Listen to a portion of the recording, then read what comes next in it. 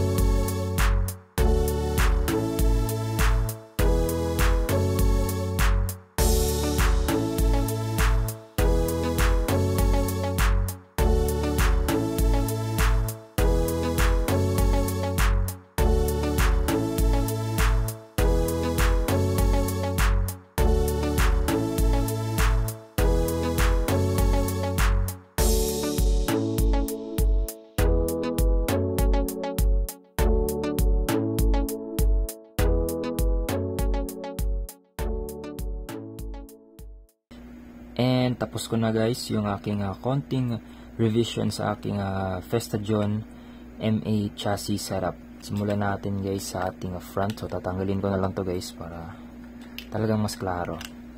So yung unang iniba ko guys, the front. As you can see guys, yung ginamit kong FRP is a FRP na pang fully cowled. This is a fully cowled FRP guys. Na compare dun sa previous na ginamit ko guys na yung multi-roller FRP na pang AR. So ganito yun guys. Yan, ito yung previous na ginamit ko. Compare dito sa fully cowled. Yan. So kita nyo yung difference guys. No? So this is on authentic Tamiya. Ito naman guys, copy. So yan yung pinagkaiba ng authentic guys at saka copy. Bale yung authentic, yan, white yung gilid niya, no? Whereas yung copy naman, black lang siya. Goods din naman yung mga copy parts guys, wala namang problema. So ito yung unang-unang ginamit ko guys. Bakit ako nag-decide na mag fully cowled type guys? Kasi Tamiya kasi guys has a concept of roller base guys. So yung roller base natin guys is the distance between your front rollers and your rear rollers. I'm not an expert guys, but sa pagkakaintindi ko, so correct me if I'm wrong lang sa mga nakakaalam, yung roller base natin is, I'm assuming na yung roller base o yung roller distance na sinasabi nila is yung nasa yung gitna, no? Gitna ng mga rollers natin, kasi ito lang naman yung lumalapat doon sa wall ng truck, no? So I guess it's safe to say na yung roller base is yung distance between this front and rear, yung kung saan lumalapat. So yun yung roller base guys, no? So the concept is, the shorter the roller base of the kit, the car, no, the shorter, kapag medyo short, the faster it will go into cornerings guys, no? Yan yung concept ng Tamiya. Pero may konting compromise naman sa stability. The wider naman the roller base, mas malayo yung agwat ng distance ng front and rear rollers, the more na mag-stable yung car into cornering, but may compromise ng konti sa speed naman. So yung gusto ko i-achieve dito is magkaroon tayo ng konting gap between the rollers. Kasi the previous setup ko when I use this kind of FRP, kasi yung mga rollers natin guys may designated holes yan. Hindi mo pwedeng kung saan lang ilagay guys eh. So baka kasi ano kayo na what if ilagay na lang yung rollers doon sa pinakahuli? Hindi pwede guys eh, may designated area yan. Para doon sa mga beginners, may designated area yan kung saan mo dapat lang ilagay yung mga rollers. Depende yun sa diameter ng rollers na gagamitin mo. For example, itong 13mm, may designated area siya. So, ngayon, what I'm trying to achieve is mapalit yung roller base. Kaya ginamit ko itong fully cowled type FRP. So, kung makikita nyo guys, previously yan, papakita ko sa inyo, yung gap ng aking first setup is roughly nasa mga 14.2 to 14.3 millimeters. Whereas yung eto naman, yung naka fully cowled na tayo na type na FRP is nasa ano na lang siya guys, 13.8 millimeters. So nasa ganun lang, may konting margin of errors yan guys.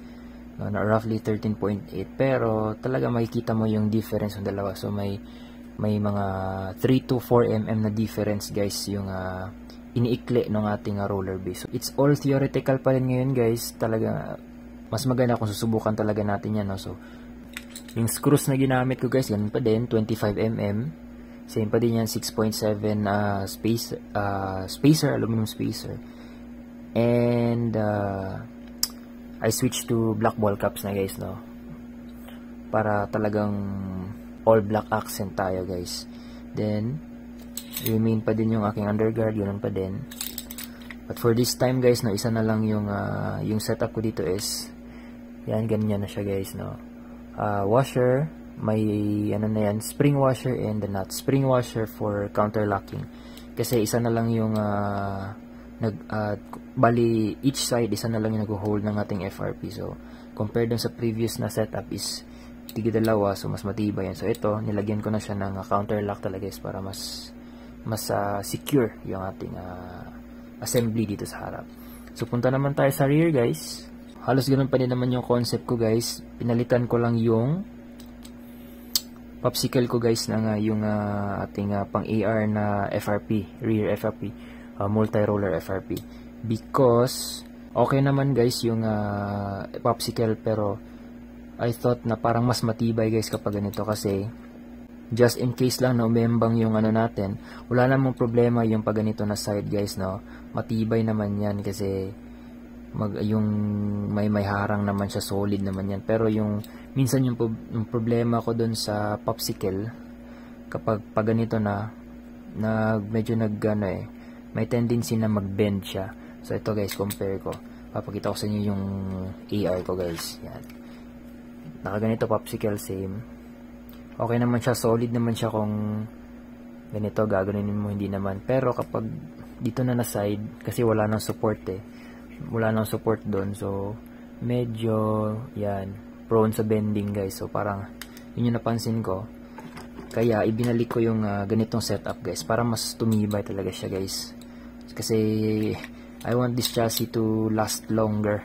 And dahil nga dun sa concept ng roller base guys, sinabi ko kanina kasi iniklain natin yung roller base guys I changed my long screws dito sa likod from 30 mm nung previous setup, ginawa ko na siyang 35 mm guys, long screw. 35 mm long screw na yan guys. So yung spacer na ginamit ko dito is a 12 mm na guys na aluminum spacers. Previously it was 6.7 mm. So nag-extend tayo ng 35 mm for the stability of the car, more stability, para hindi siya mabilis umembang. And I changed my ball caps din into black. And dito naman sa ilalim guys, so sinali ko na yung arms ng mga guys ng AR brake set. Kasi previously hindi ko na sinali, nirekta ko yung brake set kasi dun sa chassis mismo. So I was thinking na parang limited yung setting natin kapag ganun guys kasi rekta na. So ito kasi, ito yung purpose din yung nung arm ng AR chassis na brake set kasi pwede mo pa siyang i-extend pa palabas, no? So sa brakes naman kasi yung concept ng Tamiya is the more napapalabasin mo yung brakes, the more na-advance yan. The more na nakapasok yung brakes, late yung kagat ng brakes. So yan, binalik ko na siya guys para may option pa ako in the future, no, kung gusto ko siyang more i-advance. So ganyan guys, no. So basically that's it. Ito pa pala guys, hindi ko na makalimutan. Tapos na yung front and rear. Ito guys, naglagay na ako ng MA side wing. Yan, pang MA talaga yan guys. Yan yung pinaka fit for MA. Kasi if you use this type of side wing guys, wait guys, yung ganitong klaseng side wing guys pang AR, medyo mahirap i-set up guys. Pwede naman pero mahirap i-set up. Ang medyo nakita kong disadvantage nito kapag i-set up mo dito sa MA chassis, mahirapan kang ito guys. Ito yung medyo mahirapan kang dukitin yan or kunin. Minsan medyo mahirap kasi malapad guys eh. So talagang Tamiya has designed a pang MA na side wing. So this is a replica also guys. It's just a copy guys. Matitibay din yung mga copy guys. For ano lang, if you're going to the hobby, sa bahay ka lang naman, goods na yan guys, pang forma-forma. And still, it's functional pa din naman. And yung existing damper, ganoon pa din, 25mm screw, and then black ball cap. And lastly, yung ating super hard tires with yellow print to match yung ating concept ng Fiesta John na black and yellow. Again guys, this is a replica, pero yung quality ng replica guys parang walang pinagkaiba dun sa authentic guys. Ganun pa din guys eh. Wala lang brand ng Tamiya, pero if you can feel it guys, talagang walang pinagkaiba yung super hard tire ng mga replica to the authentic ones. Ito yung authentic, yung sa aking Gumball. Yan, super hard yan guys nagamit ko na yan, napatakbo ko na. Halos walang difference guys eh. In terms of physical appearance, wala eh. Ewan ko lang sa iba guys kung may anong comment nila, but for me, ganun pa din, parang goods pa din. This is a replica guys. Maganda pa din guys. Yan guys. Oops. So basically that's the build. Naka-torque tune yan, 351 gear ratio. Ganun pa din yung setup. Sige, pasilip ko na lang sa inyo guys. Baka hindi nyo napanood yung previous setup mo nito. Yan. Torque tune to 351 gear ratio. Test run natin guys para makita natin yung takbo niya guys. Let's go.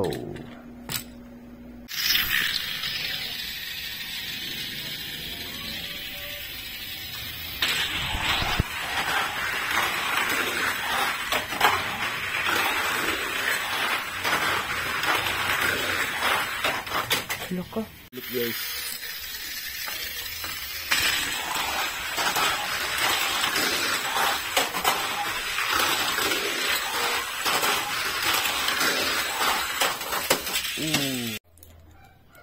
Yun yung sinasabi natin guys, na kapag maiksi yung roller base distance, yun nawawala yung stability. Kasi hindi naman gumaganito yung dati, diba guys? Stable naman. Kaya gusto ko pa rin ma-achieve. Kaya yung gagawin ko is i-advance natin ng konti yung brakes natin. Yun yung parang nakikita kong solution for now. Sana mag-work. So nilipat ko siya doon. Dito yon galing. Nilipat ko siya. Yan. Tingnan natin kung may effect ba yan. Sana mag-work guys.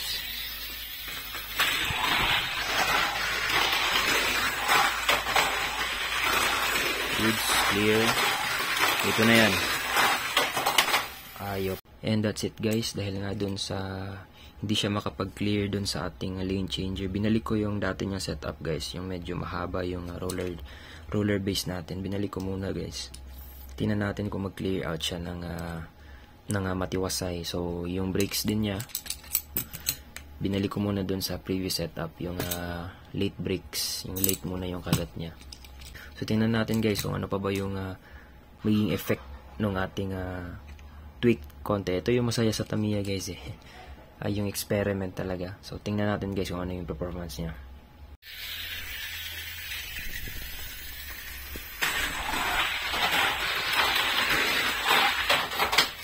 So yun guys, hindi pa din siya nag-clear out dun sa ating previous setup.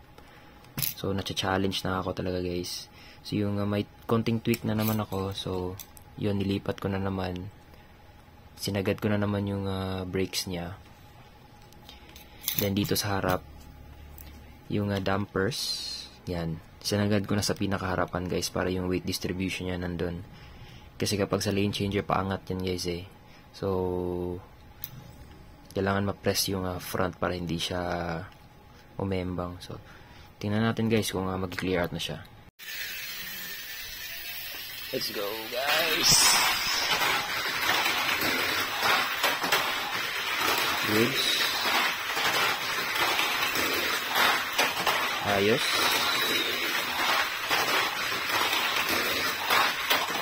Yun, tatlo na. 5 guys, 5. Kailangan ko ng 5.